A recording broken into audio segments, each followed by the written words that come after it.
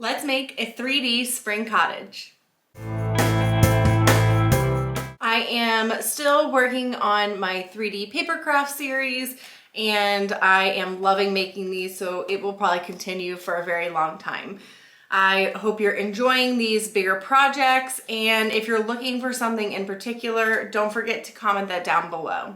For the free SVG file and all of the materials and tools list, don't forget to check out the blog post linked below.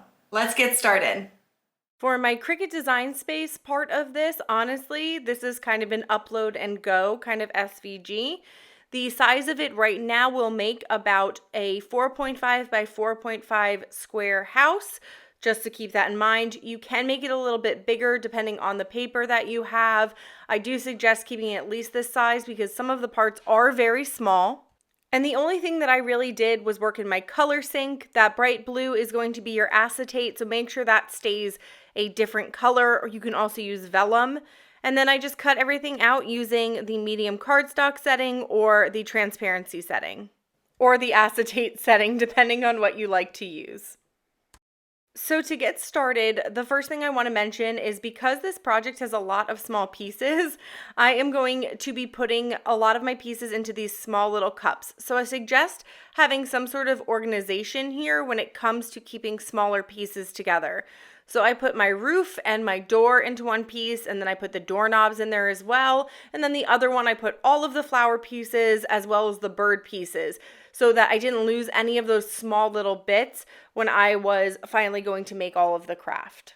Now, my next suggestion is going to be for this mat, I guess we will call it, like a doorway entrance. It's a half circle, and I used transfer tape on my paper. I suggest using a transfer tape that's not overly sticky, so maybe something that's been used before, or even put it on your shirt a few times and rub it on. And then I'm peeling this off really gently. And the reason that I'm doing this for these pieces, because you can just individually place them, that's not a problem. I'm doing this only because I want to be able to place this down and not have to place each individual piece. So I'm not losing any pieces. It's all in the right spot. I'm just going to add glue to the back and then glue it down to the piece that I need it to be on. So I'm just going to set this aside as well. And then over here we have our reminder to use up some scrap paper. So again, for these smaller pieces, I'm going to be putting them into the little buckets so that I have them all in the right place. So I'm putting my door handle and my two little, what do you call those? Hinges. Your two little door hinges off to the side. I'm placing those together so that I don't lose any of these small pieces. So take your time on this. My mats were really like new and sticky. So it's a good thing and a bad thing when it comes to small parts because I need them to come off, but I also need the paper to stick really well to the mat. So just remember to use the scrap paper when you can, and always remember to keep your small pieces together in a little container. So I'm starting to include all of the perforation marks into my 3D designs.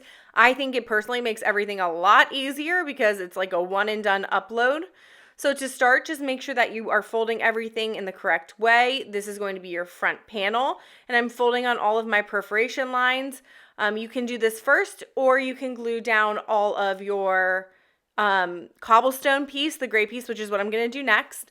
And then you also can glue down before you start assembling your grass border and your vines. You can do that both before you start assembling this. I did it the opposite way, so you'll see in a minute that I did it backwards. So we'll go over that again in a second. But here you see I have that transfer tape and I'm putting glue on this. And then I'm not putting glue on the transfer tape, only on those pieces for the tile door entryway mat. That's a good way to describe it. And I am placing this down on my paper and giving it a little rub. Now, my transfer tape was pretty new, honestly, and it's really sticky, but I'm setting it off to the side to make sure that that glue dries really, really well. Now I'm grabbing my cobblestone, so I'm going to do something else while that glue dries, and I'm going to place this down. So for this cobblestone, I just take my craft glue and I put it all over and then line it up. So this is the back piece. Everything matches up really well, including the perforation lines on that cobblestone. And I'm just throwing away some of my little bits that are stuck in there. So make sure you're checking to make sure everything cut out really well. And now I'm going to fold on that and I'm going to glue it down. So what I was saying before is I built the house first with the cobblestone already on it, and then I had to place my grass and my vines. But what I think it would be easier. Can't get my words out today.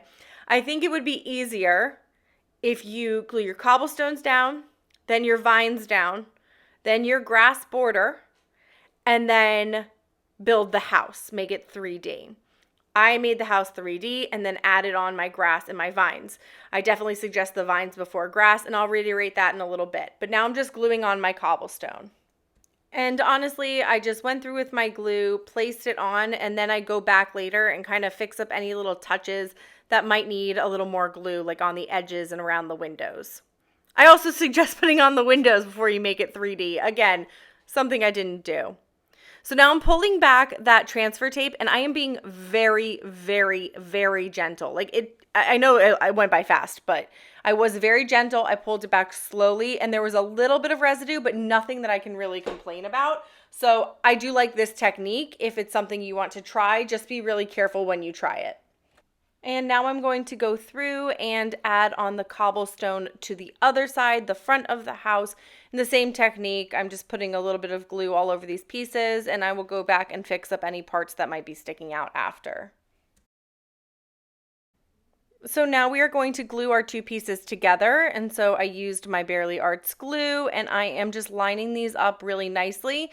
The back of the house, it goes to one of the side panels with the long rectangles, and then you have the two other sides to connect together in the same fashion. So I'm just using my craft glue for this. You can also use hot glue if you prefer it for your 3D crafts. This craft glue in particular, I always say it dries really fast, so I like using it for my 3D designs. And so I'm just gluing those together. And now I am going to build my door. And again, I did these so out of order. If you read the blog post, that's probably your best way to go about it, because everything will be in the right order. And then you can go along with this video too to kind of match everything up. But I'm going to build the door, which is easy to do. The small handle goes on the right side. I guess it can go on either side, whatever you prefer. And then I have the two hinges going on the opposite side, and I'm actually going to put on the, not the door first. I'm going to put on the grass and the vines first before I put the door on. You can put the door on first and then put the grass over it. I suggest doing it the other way. It looks a little bit more together. And so here I have my grass going on, and all I'm going to do for this little grass border, and again, I keep coming up with these suggestions. I did the vines after.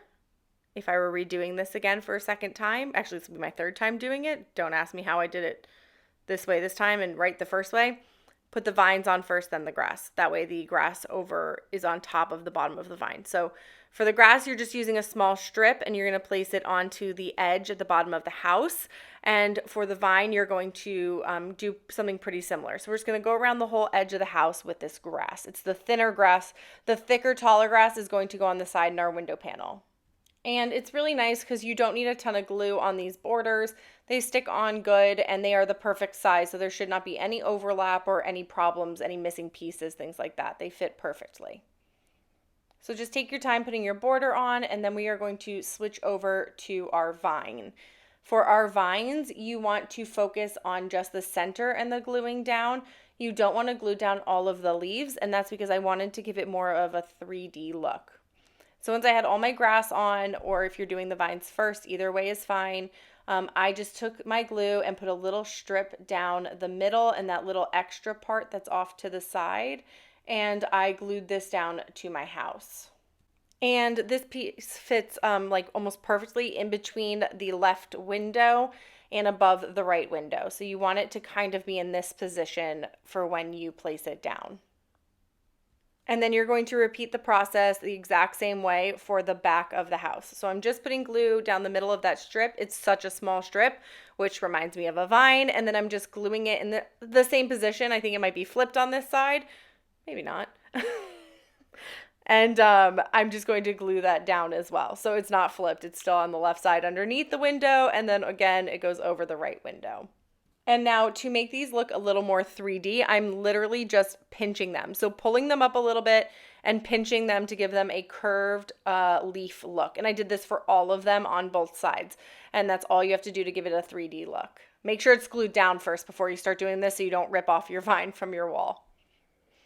And now I'm going to grab my little door and I'm going to attach that, not all the way around, which you can close it all the way if you want it a little more secure, but I'm really just doing it kind of on the hinges off to the side, and that's it. I'm centering it as much as possible. And our next part is going to be our roof. So I'm going to set this aside and let everything like super dry off to the side.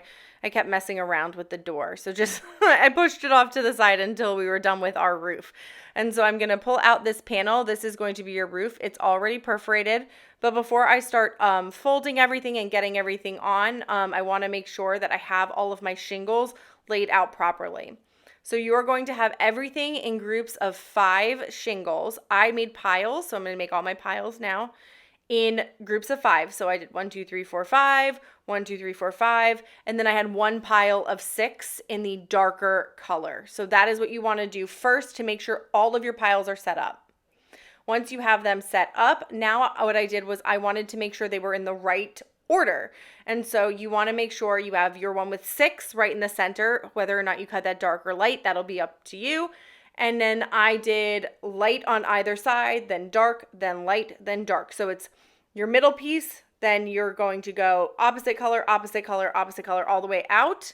And you're going to want to start all the way at the bottom first. I'm lining these up the wrong way. They're supposed to go the long way. So let me get that fixed. And once you have everything organized the way that you need it to be, you can start gluing. So I'm starting on one edge. So you're going to start on one edge and then finish that whole side, work the other side and work towards the middle as well, and then do your middle shingles. That's the way I did it. So you're just going to place these on. They can overlap on the end a little bit, and they're going to overlap over each other a little bit.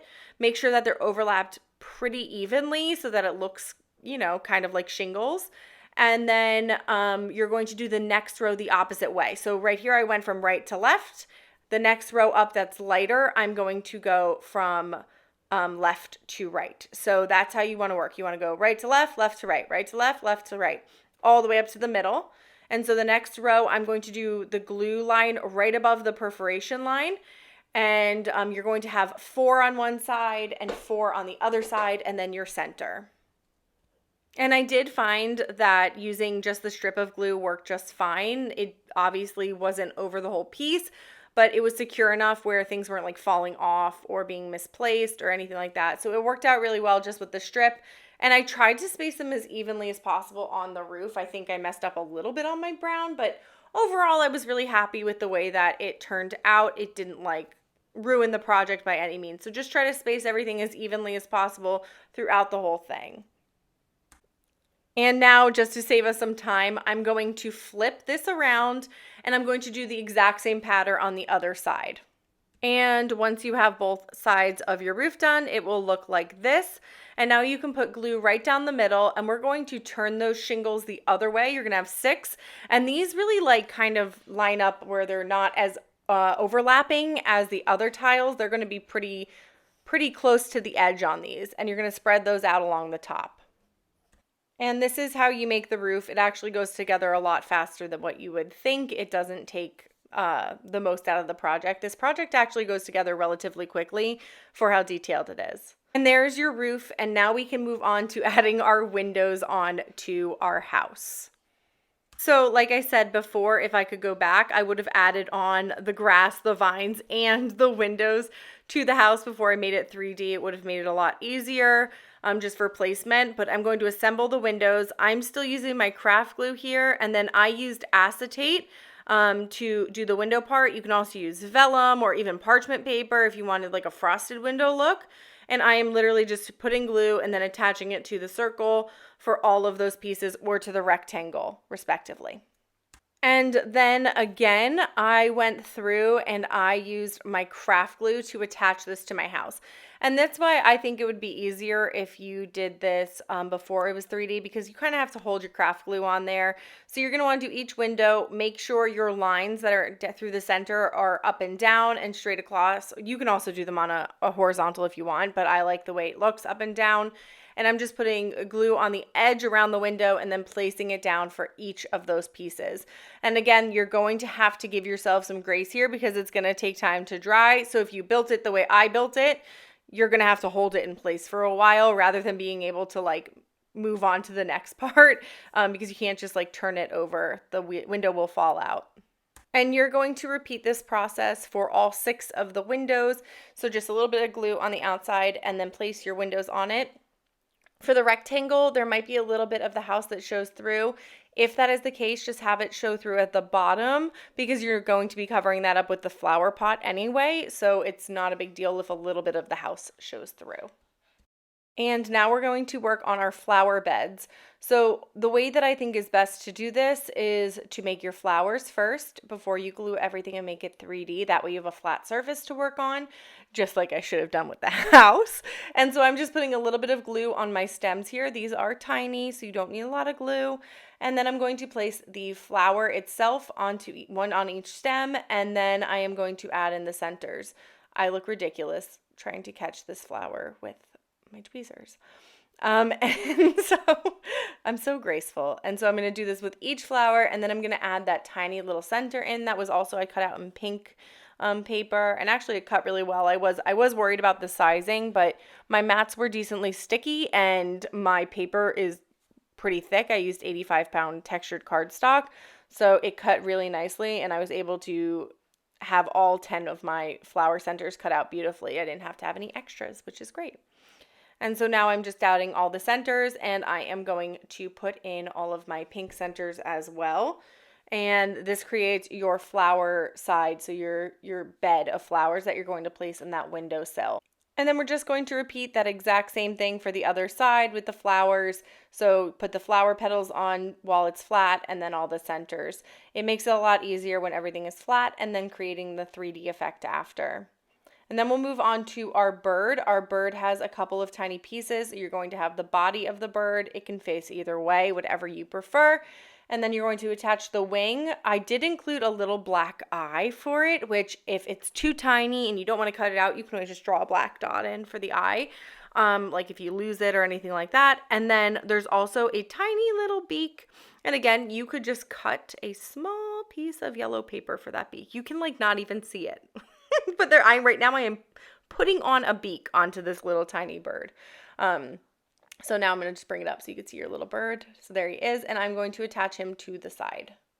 So the first thing you want to do before making this 3D is glue down your flowers to the inside of your pot. So I say inside because I'm using textured cardstock, so I can tell one side is textured, one side is not textured. So I want the textured side on the outside. That's the only reason that I'm saying glue it on the inside. And now I'm going to fold it. So there's 2 folds on the left and the right, and then there's 2 folds on the bottom. I don't know why I just said it like that. And you're going to, actually there's 3 folds on the sides. And you're going to attach the bottom, there's this little notch on the inside of that bottom piece. And then there's going to be a flap that attaches to the wall of the house. So I'm just going to hold this until it sets. You're going to want to hold it until it sets. So it might be better if you use hot glue if you want it to set really, really quickly. I have to hold it while it sets here. And you do want it to set because if you don't, then your window is going to start falling off and popping off of your wall. So you do need it to be really secure and kind of flat. So that's all I'm doing right here is securing it. And you're going to do the same thing for the other side as well. And I can't believe I did this, but I didn't record me gluing it onto the side. But you just glue on those little flaps, and then I attached my bird onto the side. And I hate that I did that, but unfortunately I did not record that part, which is awful. And if you've ever recorded something, it's just I can't really go back on the craft and redo it. So you just glue on the 3 edges and then adhere it to your side of your house. You can, again, do this while it's not 3D, and it might be a little bit easier to attach, but just hold it until it secures onto the side. And again, hot glue might be a little bit easier because it'll dry faster. Now for my roof, I have these little tabs, and this can be a little bit tricky because you do need it to be 3D while you do it. So I'm just gluing the top of my tabs to the top of my roof. And again, hot glue might be better for this. For some reason, I just didn't want to turn on my hot glue gun today. And I'm just gluing everything down. So I'm making sure it's even and secure, and I'm attaching the roof to this part. So there are tabs on the top and then 2 tabs on each side that you'll be attaching to the roof, and this will secure it down. And I'm trying to make it as taut as possible, as tight to the top of the roof as you can go. So there's not a ton of space in between the roof and the house. So just take your time, let it dry. and it will secure really nicely to the top. So just, hold in your fingers on the inside. This doesn't have a bottom, so you can just use your hand to kind of secure it all together. And there is your finished cottage house. It's so cute. I hope you enjoyed making it. Thank you for joining me as we created this 3D spring cottage. If you enjoyed making this craft, don't forget to check out some of my other 3D paper crafts, and please subscribe and like this video. It helps me so much. Stay crafty!